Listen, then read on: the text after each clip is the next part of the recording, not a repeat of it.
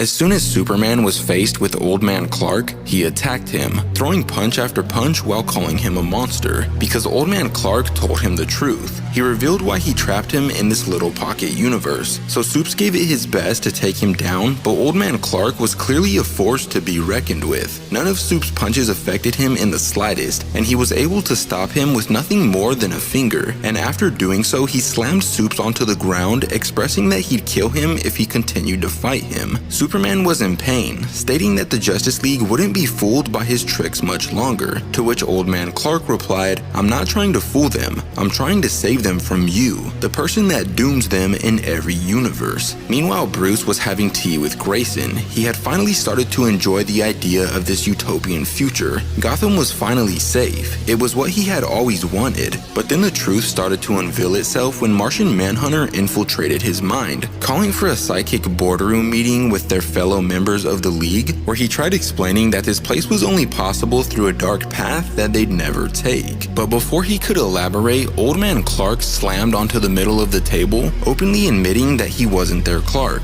He intended on revealing who he really was from the very beginning, but didn't think any of them would trust him if he were in his true form, so he recreated Superman cell by cell. But it was time for him to take off the mask now and unveil the truth of who he really was, which was none other than the World Forger. And he claimed that this multiverse was their only hope, and that every other path besides this one would lead to doom. But why did he keep his identity a secret for so long? Why was he hiding the truth about this place? Well, because the only way that this could all be possible was by destroying their multiverse and replacing it with this one. Because whether they liked it or not, Perpetua was eventually gonna wake up, and once that happened, their multiverse was doomed. But if they acted now and chose to side with him, the side that he claimed was justice, then there would be a chance. But was it really justice? Was it something the League was willing to do? Because if so, they'd have to imprison trillions of people for all of eternity. All of the people that voted against replacing the multiverse, which would cause a massive war that lasted for years. They couldn't do it.